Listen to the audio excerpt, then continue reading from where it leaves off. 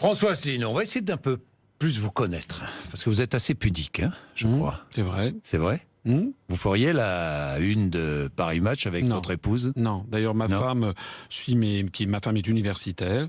Et elle est agrégée de lettres. Classique, normalienne. Lettres classiques, oui. normalienne, vous voyez. Vous connaissez très bien ça. Non. Elle a eu son bac à 15 ans. Oui. Et je m'en Vous êtes fier d'elle, hein ? Oui. Mais elle reste très discrète. C'est d'ailleurs, si je suis élu président de la République, elle sera la femme du président de la République. Il n'y aura pas de première dame. On va pas faire un truc monarchie. Je vais pas faire les couvertures de Paris Match. Et je tiens beaucoup à préserver à la fois sa vie privée et la vie privée de mes enfants aussi. Ça, c'est important. Vous avez 2 enfants. Oui. 59 ans, François Asselineau. Pas facile d'être candidat à l'élection présidentielle. Non. Parce qu'il faut se dévoiler un peu. Vous n'aimez pas ça, hein, non, mais parce que moi, je suis plutôt... Je disais à Poutou hier, vous êtes pudique, mais vous êtes comme Poutou, vous êtes pudique. Mais vous savez, moi, je suis pas un politicien. J'ai pas fait de la politique. Pourquoi faites-vous de la politique ? Écoutez, j'ai fait ça pour... Vous savez pourquoi ? Tout à l'heure, vous me demandiez en gros ce que je pensais des autres candidats. Je vais vous dire, mon sentiment, il est un peu raide. Hein. Mais franchement... La classe politique française est très médiocre et les autres candidats, ils sont nuls techniquement sur des quantités de sujets. Faites-leur parler de l'euro, par exemple. Organisons un débat sur l'euro. Comment ça marche ? Comment concrètement ça fonctionne ? Moi, j'explique pourquoi l'euro va exploser. Les Français ne le savent pas, mais si moi je propose de sortir de l'euro, c'est pas par fantaisie. Hein. Moi, je suis français. Moi, j'ai des enfants, j'ai une femme, j'ai un appartement, j'ai mis un peu d'argent de côté avec une assurance vie. Eh ben. Moi, je n'ai pas envie que mon pays s'effondre. Parce que je sais qu'il y a des gens qui croient. On fait peur aux Français en leur disant si on sort de l'euro, ça va être la catastrophe. Non, c'est si on y reste. Actuellement, l'euro est en train de voler en éclats. Vous allez voir ce qui va se passer, mais on n'a pas le temps d'en parler. Non, vous ne doutez de rien. Oh si, je doute de beaucoup de choses. Et de quoi ? Mais vous savez, moi, parce qu'on dit de vous...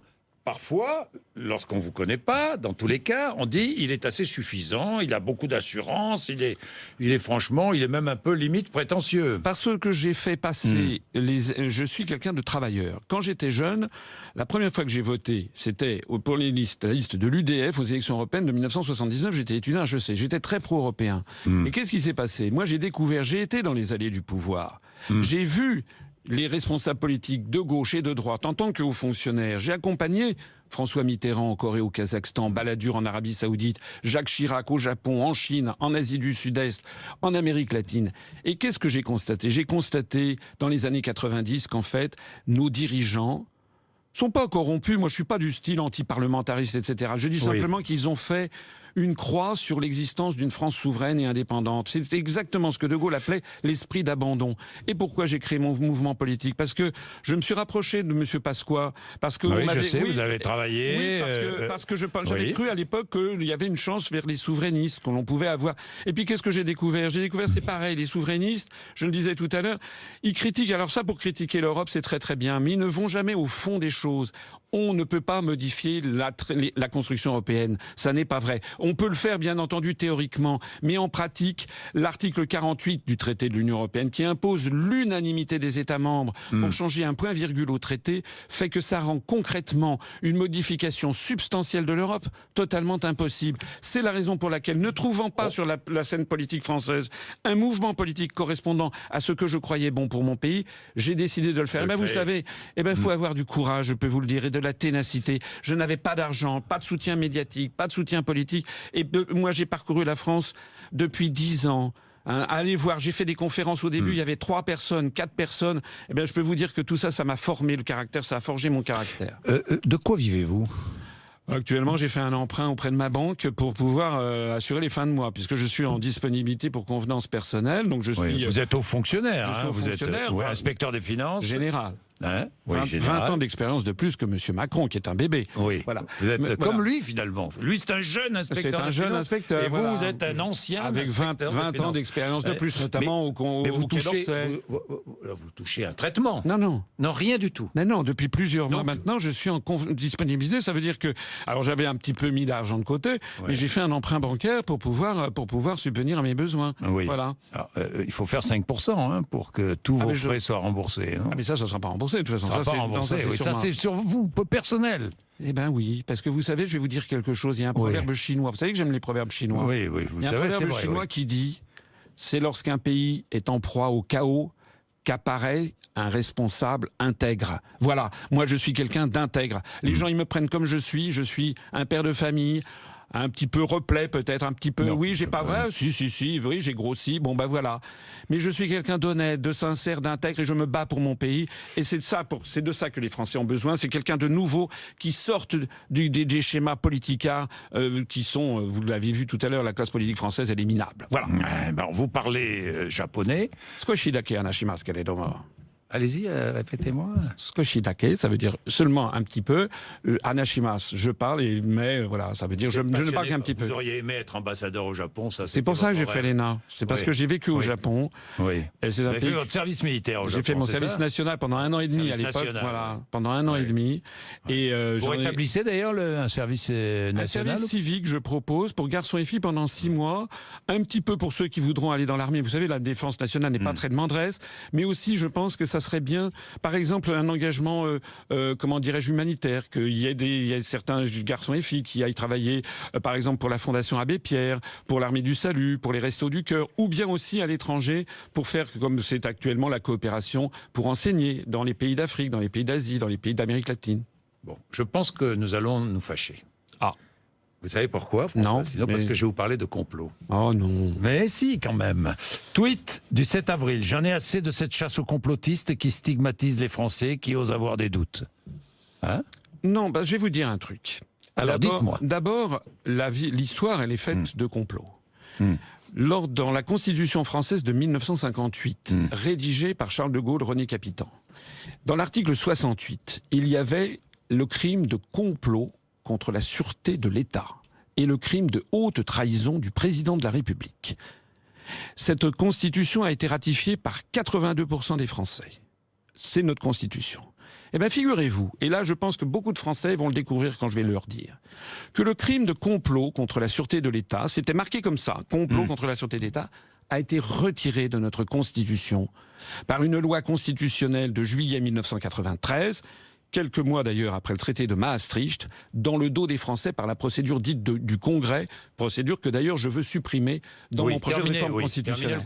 Et le crime de haute trahison du président de la République a été supprimé par une loi constitutionnelle du mois de mars 2007. Eh bien moi, parmi mes projets, je réintroduirai dans la Constitution française sa version d'origine avec le crime de complot contre la sûreté de l'État et le crime de haute trahison du président de la République. Bon, alors si je vous parle de complot, c'est parce que certains autour de vous, je ne vous accuse pas personnellement, manient la théorie du complot.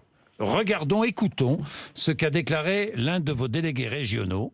Vous avez vu cette déclaration, j'en suis certain, il s'appelle Daniel Bellu, c'était hier sur une télé locale lyonnaise. Vous savez d'où vient l'Union européenne à l'origine? Est-ce que vous avez entendu parler de la Nouvelle Europe? La Nouvelle Europe, c'était les multinationales allemandes et américaines qui, à l'origine, avaient même financé Adolf Hitler pour jeter les bases d'une Nouvelle Europe. Et même, c'est pas du complotisme, c'est des informations historiques. Non mais enfin, vous pouvez pas dire ça quand même. Allez vérifier. Alors évidemment, si vous allez sur Wikipédia... L'Union européenne a été créée par des pères fondateurs justement pour enfin installer une paix durable en Europe. Non, c'est ce qu'on dit, c'est pas du tout pour ça. Alors, il a raison, il a tort. Alors d'abord, je ne suis pas absolument certain que ce soit tout à fait d'actualité de parler de ce genre de choses. Moi, je ne l'aurais pas fait à sa place. Mais deuxièmement, je suis désolé, mais que les téléspectateurs aillent se renseigner sur qui était, par exemple, Walter Hallstein. Walter Hallstein, qui était le premier président de la Commission européenne, qui a rédigé d'ailleurs largement le traité de Rome, eh bien c'était, dans les années 30... l'un des juristes envoyés par Adolf Hitler en 1938 à Rome, après le voyage d'Hitler à Rome avec Mussolini, quand ils ont défini en effet le projet de Nouvelle Europe. C'est la réalité des événements.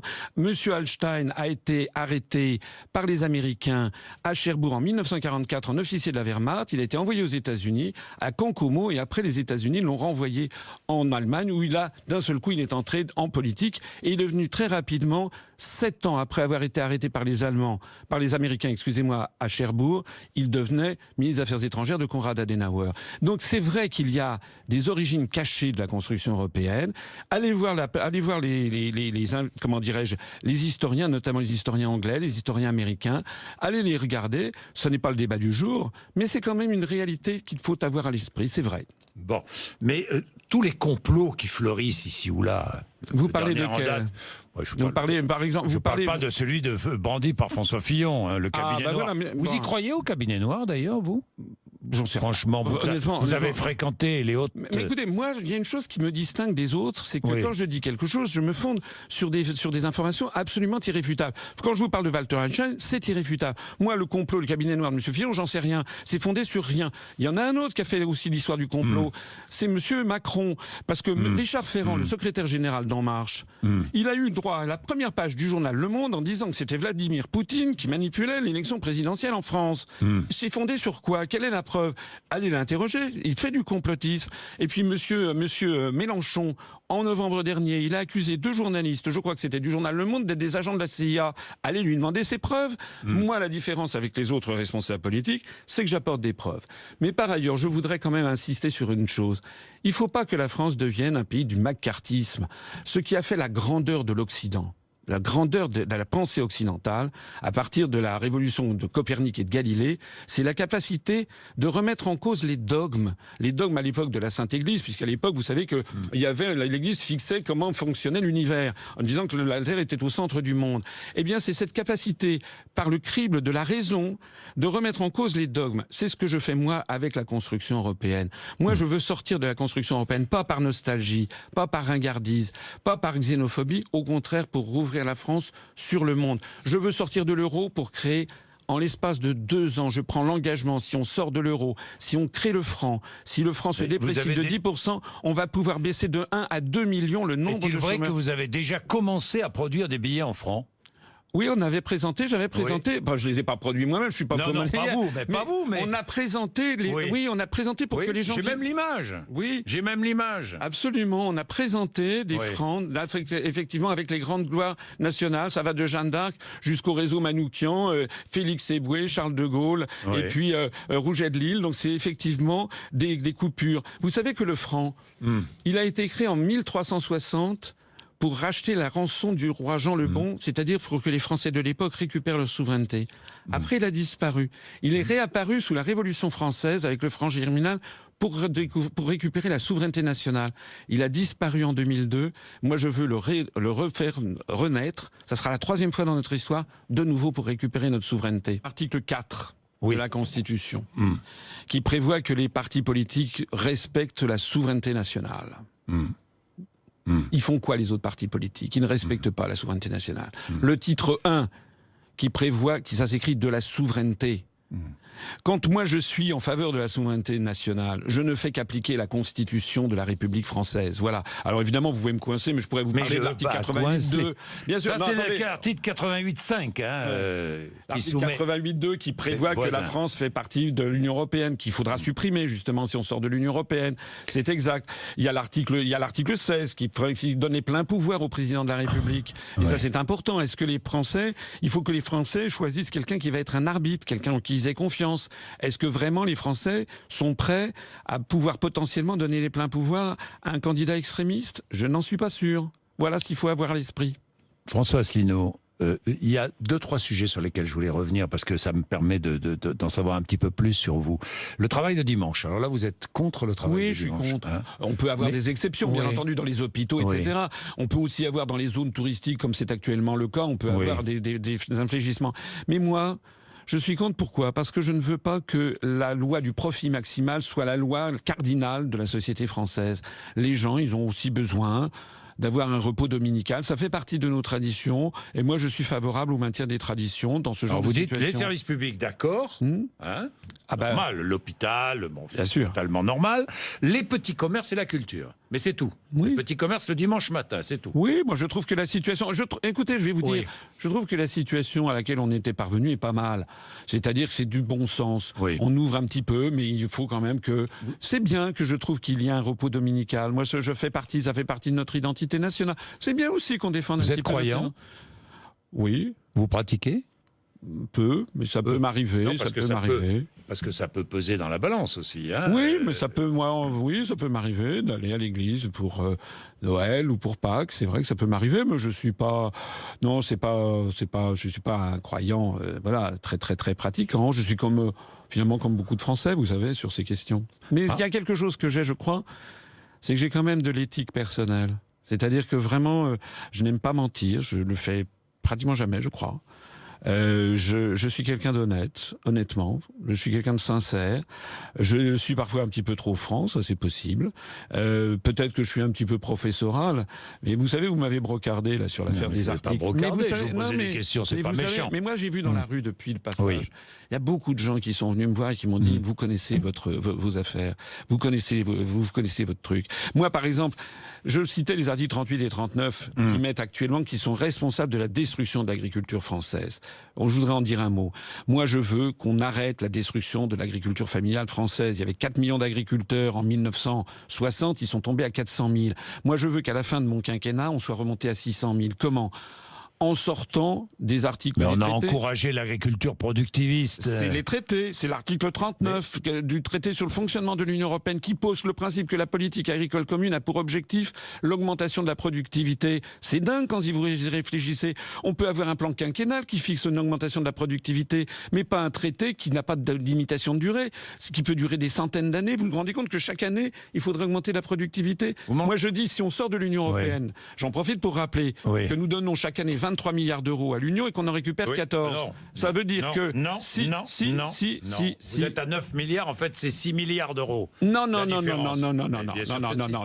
C'est les 9 milliards d'euros que touchent les agriculteurs. Je vais chercher mes fiches. Oui, les 9 milliards d'euros que touchent les agriculteurs, ils continueront à les recevoir directement de l'Union européenne. Mais ce que nous allons faire, c'est qu'on va développer, notamment il y a beaucoup de jeunes qui le souhaitent, une aide à l'installation à la terre de jeunes agriculteurs pour faire de l'agriculture biologique, de la permaculture. Ça fait partie. Je voudrais qu'à la fin du quinquennat, on soit passé de 400 000 à 600 000 agriculteurs.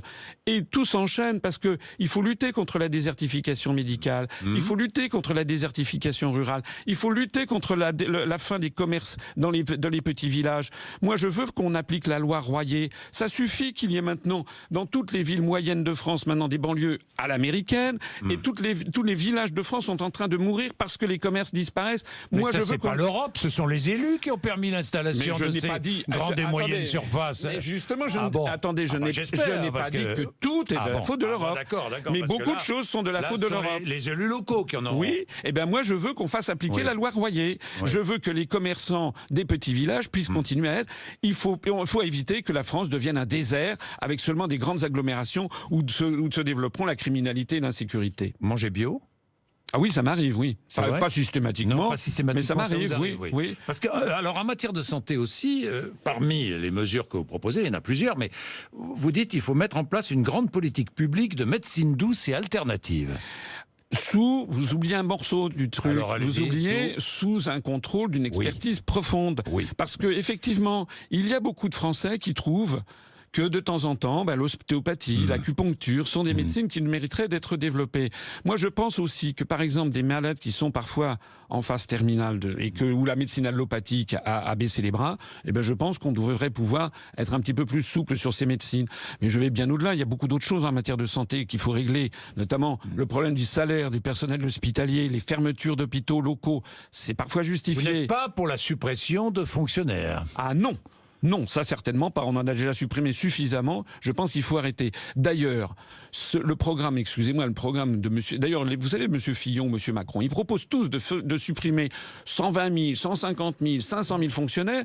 Et puis après, ils font du clientélisme et du populisme. Ils vont voir les hôpitaux, ils disent, je vais créer 15 000 postes. Ils vont voir des policiers, je vais créer 12 000 postes. Alors, ils les suppriment où, leurs postes de fonctionnaires ? Ils les suppriment parmi les fonctionnaires territoriaux, notamment, disent-ils. Moi, je ne veux pas supprimer le nombre de fonctionnaires d'État. Je pense qu'on en a suffisamment supprimé comme ça, mais moi je fais des économies, les économies en sortant de l'Union européenne. On n'a pas eu le temps d'en parler, mais on a beaucoup d'économies à faire. On a dit beaucoup de choses. C'est vrai. Beaucoup de choses. C'est vrai, quand même, c'est François vrai. Asselineau. Vous aimez la musique ? Un peu. Laquelle ? Moi, j'aime bien la musique... j'aime bien beaucoup de choses, mais j'aime bien la musique baroque. Musique baroque, musique de Monteverdi, les premiers opéras, l'Orfeo, etc. Puis j'aime bien aussi la musique de mon enfance, les trucs style Paul Naref, style Johnny Hallyday, c'est vrai que j'aime bien, c'était mon enfance. Un petit peu le disco, c'est quand j'étais étudiant à HEC, je me rappelle de soirées disco. Et puis maintenant, j'aime bien aussi la musique, il y a des trucs que j'aime bien. J'aime bien Kygo, par exemple. Vous connaissez Kygo ? C'est un Norvégien qui fait de la musique, comment on dit ? Feel good. Feel good. Ouais, mais vous êtes feel good ? Un petit peu. Vous savez, je suis pas anti-américain sur le principe. Je suis contre le fait que les États-Unis d'Amérique, mais ça serait pareil avec la Russie. Hein, où moi, je veux que la France soit ce qu'elle a toujours été dans son histoire. La France, c'est-à-dire étymologiquement le pays des hommes libres. Voilà, c'est aussi simple que ça. Bon, le lendemain du débat, j'ai cru que j'étais Madonna. C'est vrai, parce je vais terminer comme ça. Ouais, parce que quand je suis allé j'ai pris l'aéroport à Orly, j'ai pris pour aller prendre un avion pour Toulouse.